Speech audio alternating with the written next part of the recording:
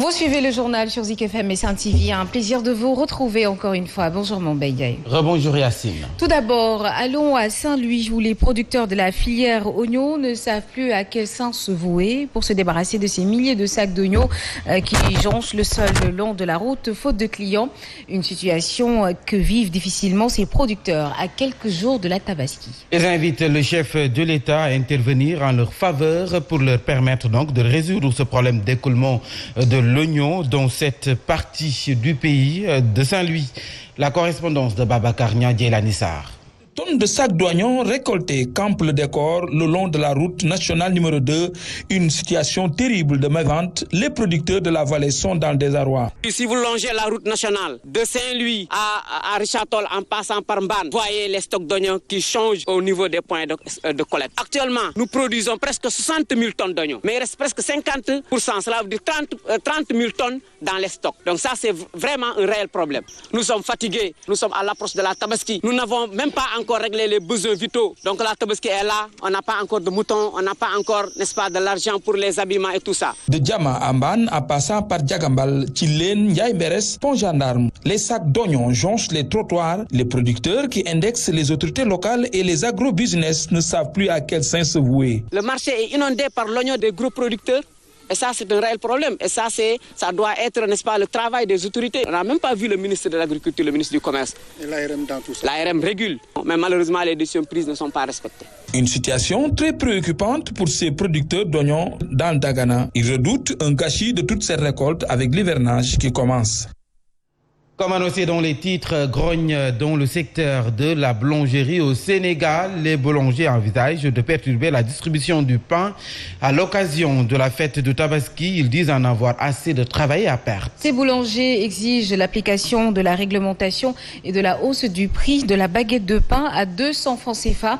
Le Rassemblement des boulangers du Sénégal, RBS, et la Fédération nationale des boulangers du Sénégal, FNBS, sont en tournée dans les régions pour sensibiliser leurs pairs sur la situation du secteur de la boulangerie. Badaga Sama est un porte-parole, nous l'écoutons. Nous réclamons l'application de la réglementation qui organise le secteur de la boulangerie et que l'État ne s'y mêle plus.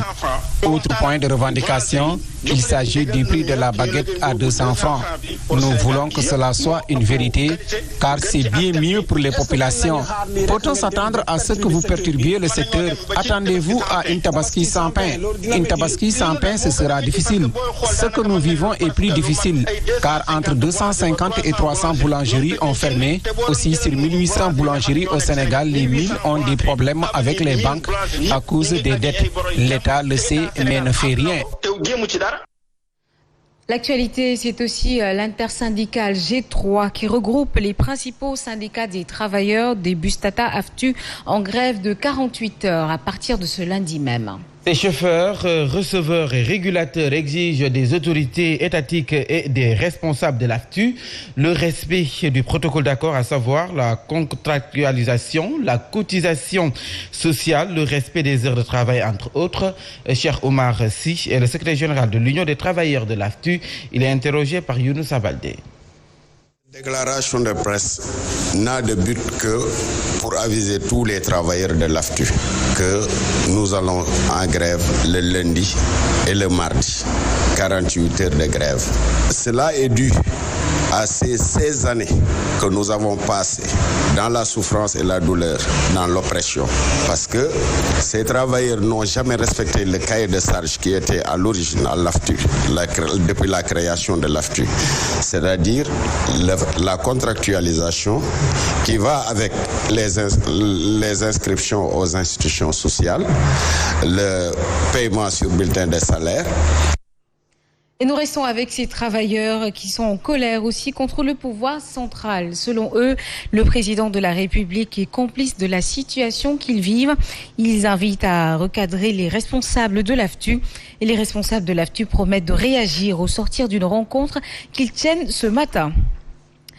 Les caroleurs du Sénégal ont mis sur pied une organisation dénommée Regroupement des caroleurs du Sénégal. Et ils comptent désormais défendre leurs intérêts moraux et matériels pour leur survie de leur corps de métier. Ces caroleurs sont confrontés à d'énormes difficultés, accidents de travail par exemple, pas de protection sociale, entre autres. C'est un reportage de Charameti Diansem, mais nous y reviendrons tout à l'heure. Sachez également que le directeur de Souma Assistance tire la sonnette d'alarme. Selon Dr Babacar Niang, la situation est critique présentement dans le privé. Il comptabilise en tout 14 malades, dont un en réanimation. Il soutient qu'ils ont des soucis d'oxygène et de disponibilité de lits. Dr Babacar Niang, directeur de Souma Assistance, que nous écoutons avec Younous Abaldé. Actuellement, on a aménagé tout un étage de 10 chambres et une cafétéria qu'on avait transformée en chambre. Vraiment, tout est plein malheureusement. L'oxygène, on est vraiment, malgré qu'on achète, on est à bout. Mais on a passé une nuit difficile. On a essayé de rattraper par tout l'oxygène qu'on a. On est à 14 malades en réanimation. Il y a un autre malade qui doit être en réa, qui n'a pas de place dans aucun hôpital ou dans certains services de réa. C'est vraiment un dilemme, cet oxygène-là. On a vraiment toujours peur d'être en rupture à tout moment. C'est surtout de réactualiser vraiment les mesures barrières. Les mesures barrières, vraiment, il n'y a rien de plus efficace. Et nous allons à Nguékhor à présent, où les femmes vont jusqu'à Mbour pour faire des consultations prénatales, une situation que déplorent les femmes du mouvement Nguékhor Boubès, qui interpelle aussi le gouvernement du Sénégal sur le manque d'eau qui touche la commune depuis des années. À Mbour, notre correspondant Alioune Badara Sonko.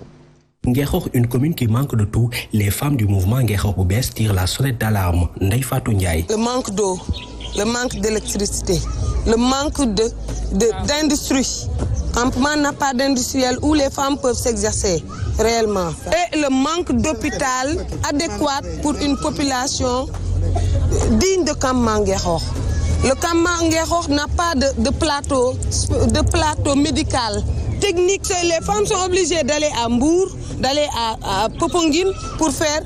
Mais tu fais le trajet qu'une femme enceinte fait pour aller à Mbour pour se faire consulter. Ces femmes indexent l'actuel maire Pape Diouf. D'après elle, son bilan à la tête de la municipalité est catastrophique. Il ne travaille pas. Il ne fait que faire le tour des mbotailles, des nattes, de leur redonner l'argent eux-mêmes qu'ils ont contribué pour la commune de Nguékhor et leur redonner ça. Et, tout en sachant que les gens les femmes à qui ils donnent ça ne sont pas conscientes de ce qu'on leur donne. Ces femmes du mouvement Nguékhor Boubès en assemblée générale ont invité les jeunes à aller s'inscrire massivement sur les listes électorales. En politique, l'opposition composée de ses députés, de leaders du FNR, M2D et de Jotna accuse le président Macky Sall d'avoir saboté le dialogue national, ou plutôt le dialogue politique. Et selon ces leaders, le nouveau code qui sera voté en plénière par l'Assemblée nationale donc ce matin ne reflète pas la volonté de l'opposition qui avait inclus plusieurs points.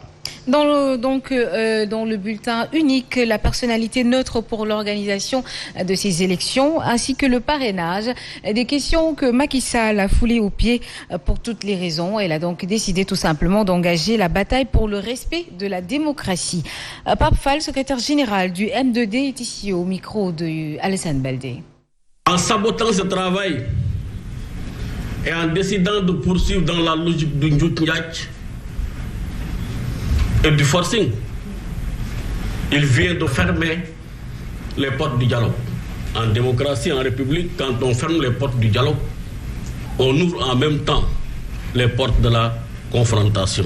Nous qui sommes réunis ici, nous avons décidé de faire face et d'engager la lutte dans un élan unitaire et solidaire. Et toujours au chapitre de la politique, sachez que Aminata Touré prône pour l'apaisement du climat politique aussi bien du bord de l'opposition que du bord du pouvoir. L'ancienne présidente du Conseil économique, social et environnemental en déplacement à Kaolack chez les militants de l'Alliance kaolackoise pour le développement a aussi dit son souhait de voir la ville de Kaolack occuper son rang économique d'antan. Le reportage d'Alun Khan. Aminata Touré prône la relance de l'économie kaolackoise. Comme vous le savez, c'est une ville carrefour. Nous avons un port, nous sommes la capitale du bassin arachidier. Donc il faut que nous reprenions notre place dans l'échiquier national. Et c'est le devoir de tous les compatriotes kaolackois d'œuvrer afin que notre ville vraiment retrouve son positionnement d'antan. L'ancienne présidente du Conseil économique, social et environnemental incite à l'apaisement du climat politique. Malgré les contradictions, malgré les divergences, qu'on puisse continuer à nourrir des relations de respect mutuel, parce que notre pays ne peut pas être dans un cycle de violence sous des prétextes politiques. Le choix que nous avons porté sur Mme Aminata Touré ne sont pas des choix subjectifs, parce que vu son parcours sur le plan international, elle a occupé des fonctions très hautes au niveau des Nations Unies. Cependant, la concernée a préféré différer sa réponse sur la proposition du mouvement ACAD de la porter à la tête de la municipalité de Kaolack.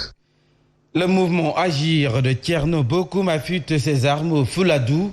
Les partisans de l'ancien réumiste entendent donc aller aux prochaines joutes territoriales en coalition. Toutefois, lors de leur conclave, ils ont appelé les jeunes à aller s'inscrire massivement aux listes électorales. Ces derniers mis sur la participation massive des primo-votants pour renverser la tendance. Un reportage de Pape Kajeli Badji et Alioud Badarassene. Le mouvement Agir section Kolda veut un changement de paradigme dans la gestion des communes.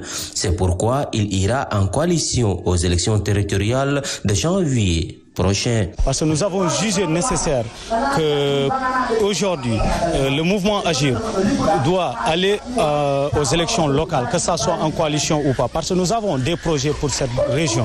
Donc, nous sommes conscients que cette région-là, il va falloir qu'il y ait un changement. Et ce changement doit passer d'abord par la jeunesse. Ainsi, pour ce faire, le mouvement Agir demande à la jeunesse d'aller s'inscrire massivement sur les listes électorales. Les jeunes doivent savoir, le changement doit impérativement passer par eux. Ils doivent s'inscrire massivement et au moins faire partie de ces listes-là. Je lance un appel à la jeunesse coldoise. Mobilisez-vous et dites-vous que ce changement-là doit passer par nous. Donc c'est le moment que nous nous battons pour notre très cher Kolda. Kolda a besoin de nous, donc c'est le moment. À rappeler que le mouvement Agir était en conclave dans la capitale du Fouladou. Elle est la première dame dans l'histoire politique du département d'Oussouye à déclarer publiquement sa candidature à un poste électif dans cette partie du sud du Sénégal, connue pour son attachement à la tradition. La conseillère économique, sociale et environnementale veut briguer la présidence du conseil départemental d'Oussouye. Elle a annoncé sa candidature ce week-end lors d'un meeting Sargal Maki. Dieynaba Goudiaby appelle le président de l'APR à investir massivement les femmes sur les listes électorales en vue des élections territoriales de janvier 2022. Dieynaba, que nous écoutons avec Abdourahmane Diallo. Nous venons de franchir ensemble un cap important de notre compagnonnage politique. Nous voilà face à un autre défi à relever. En effet, suite à une longue réflexion, j'ai décidé d'accéder à votre demande qui est de briguer la présidence du conseil départemental d'Oussouye. En tant que présidente du conseil départemental d'Oussouye, mes actions vont améliorer davantage les conditions de vie des populations. Cette fonction va nous permettre d'attirer beaucoup plus de partenaires socio-économiques. Et en plus bref, la 3e usine de traitement et de pompage d'eau de Keur-Momar-Sarr est inaugurée par le président de la République, Macky Sall. Les premiers 100 mètres cubes d'eau potable sont déjà dans le réseau et livrés aux populations. KMS3, qui nécessitait un financement de 74 milliards de nos francs, permettra l'amélioration